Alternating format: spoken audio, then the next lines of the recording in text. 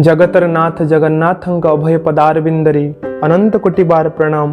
नमो श्री गुरवे परम ब्रह्मणे। थारे ठाकुर निगमानंद को जड़े भक्त आसी पचारे कहले, गुरुदेव मो जीवन एक बड़ समस्या अच्छी, आपण कृपा कले ही ताहा समाधान हो पार। ठाकुर निगमानंद कहले, निसंकोचरे कह। व्यक्ति जनक कहले, मो स्त्रीर एवं मोर खूब झगड़ा होउछि, सबु बेले आम घरे कलह लागी रहुछि, ताहा किपरि भाबरे समाधान होई परिबो? मो जीवन नरक हो गलानी। ठाकुर निगमानंद कहले, ये बहुत बड़ समस्या। प्रत्येक व्यक्ति इस समस्यार समाधान पई बड़ आतुर। किपरि भावरे स्वामी स्त्री र संपर्क रे विराट बड़ पवित्रता आसी पारिबो, महानता आसी पारिबो। कारण स्वामी स्त्री केवल स्वामी स्त्री नुहंती, तांक ठारू परिवार जन्म निये। परिवार रू एक ग्राम, ग्राम रू एक समाज, एक समाज को नहीं एक राष्ट्र गठन हुए एवं राष्ट्र को नहीं यह विश्व। स्वामी स्त्री कौन सी खेल घर नुहे।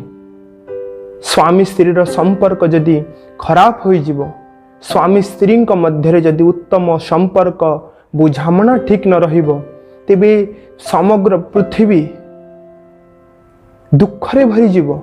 आज दुखरे भरी जाइछि मध्य। मनुष्य ताहार समाधान खोजुछि, किंतु समाधान बाहर केउठी नाही। पुरातन काल रे ऋषि माने निजर पत्नी को धर्म पत्नी बोली कहूथिले। आजिकाली व्यक्ति माने केवल निजर पत्नी बोली कहउछंती, कारण धर्मर ज्ञान से माने भूली जाइछंती, बा धर्मर ज्ञान से मानकु नाही कहिले चले।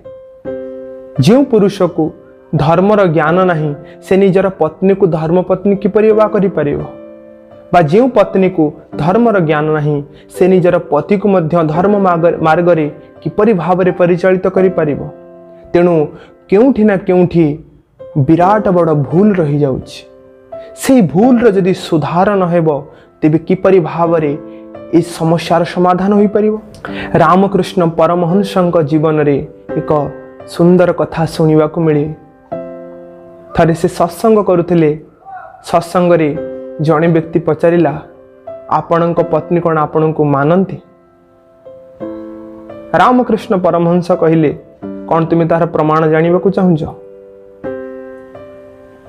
संगे संगे निजर पत्नी को डकाइले एवं कहले, लंठन लगाई आण। दिन थिला, लंठनर कौनसी आवश्यकता नथिला। पत्नी संगे संगे मां शारदा देवी संगे संगे भीतर को गले एवं लंठन लगाई आनी रामकृष्ण को पाखरे रखिदेले। रामकृष्ण संगे संगे लंठनटी को लिभाई देले, कहले नहीं जाओ। पुणी किछि समय परे पुणी मां शारदा देवी को डकाइले, कहले लंठन लगाई आण। शारदा देवी पुणी थरे आनी लंठन लगाई रामकृष्ण को पाखरे रखिदेले। रामकृष्ण पुणी लिभाई देले एवं विदा करदेले। पुणी किछि समय परे मां शारदा देवी को डकाई कहले लंठन लगाई आण। रामकृष्ण को पाखरे लंठन थोई दे मां शारदा देवी पुनर्बार छिड़ा हेले शांत भाव रे। रामकृष्ण पुणी लिभाई देले एवं कहले, बे तुम भीतर को जाओ। ए सबु घटना परे रामकृष्ण कहले, कौन एबे जानी पारिल? मोर पत्नी से मो मां भली, मु ताको मातृ ज्ञान रे ज्ञान करे, से मते भगवान बोली माने। ए भली उच्च विचार थिले। पति पत्नी रो संपर्क महान हुई जाए। ए अनित्य मध्यरे नित्यर दर्शन हुई जाए। पति पत्नी रो भल पाइबा ई जगतर सबुठारु बड़ भल पाइबा। किंतु भीतरे ज्ञान थिबा मध्य आवश्यक। ज्ञानहीन व्यक्ति निज पत्नी को किपरि भावरे जानी परिबो? से तो निज को निजे भी जाने ना से किए। पति पत्नी भितरे उत्तम बुझामणा मनर बुझामणा किपरि भाବରେ ठीक रही परिबो। जो व्यक्ति निज मन को निजे जाने नाही, जो व्यक्ति निज मन को आयत्ତରେ रखि पारिनी, से स्त्री रो मन को बा स्वामी रो मन को किपरि भाବରେ बुझी परिबो।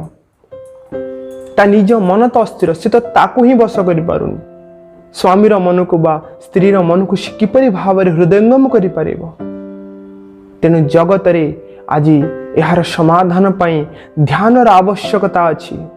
प्रगाढ़ ध्यान रहिले मनुष्य निजर स्वरूप को जानी पारिबो, निजर आत्मचेतना को जानी पारिबो।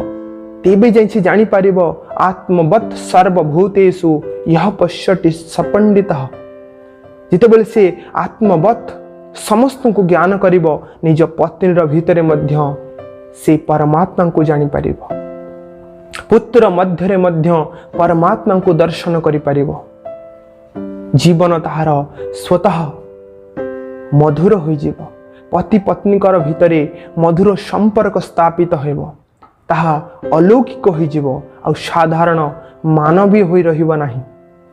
ए समस्त उदाहरण महापुरुष माने देखाई दी जाइछन्ति। आमको सेमानकर पंथा को अनुसरण करिबा को पड़िबो, तेबे जाई आम जीवन रे बड़ आनंद आसीबो। तेबे जाई ए समाज रे स्वामी स्त्री रो संपर्क रे सुधार होई परिबो। सुधार नुहे समानता आसी परिबो।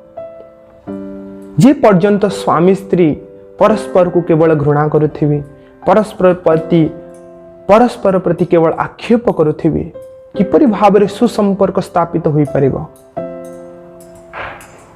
स्वामी स्त्री रो संपर्क मध्यरे परतंत्रता जदि न रहिबो, स्वतंत्रता रहिबो, तेबे जीवन आनंदमय होई उठिबो। ए नश्वर जीवन मध्य महाजीवन रे परिणत होई परिबो। स्वामी स्त्री को कड़ा नजर भीतर रखिछि, स्त्री मध्य स्वामी की 24 घंटा कड़ा नजर भीतर रखिछि। कौनसी व्यक्ति परतंत्रता को पसंद करते नहीं, समस्ते स्वतंत्र होगा को चाहती।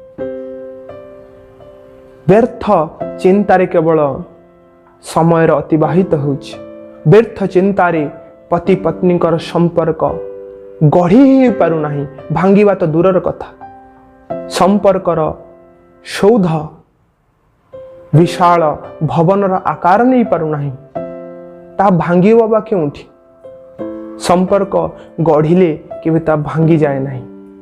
तेणु संपर्क को स्वामी स्त्री मध्य संपर्क को भल भावरे गढ़िबा को हेले स्वतंत्रता आवश्यक, धर्मर ज्ञान आवश्यक, ध्यानर प्रगाढ़ता आवश्यक। तेबे जाई ए समाज रे स्वामी स्त्री मध्य संपर्क सुदृढ़ होई पारिबो, सुमधुर होई पारिबो। लोक माने विभिन्न प्रकार उपाय करती, मंत्र जंत्र तंत्र व्यर्थ चेष्टा ए सबुरे केबे परिणाम आपण देखि पारंती। एहा आपणकर रुग्ण मानसिकता। ए सबु को परित्याग करंतु। संपर्क रे यदि सुधार चाहती, तेमे रामकृष्ण माता शारदा देवी भली दुहे होई जांतु। रामकृष्ण भली आपण ज्ञानर अधिकारी हुंतु, शारदा देवी भली पत्नी माने प्रेमर अधिकारी हुंतु।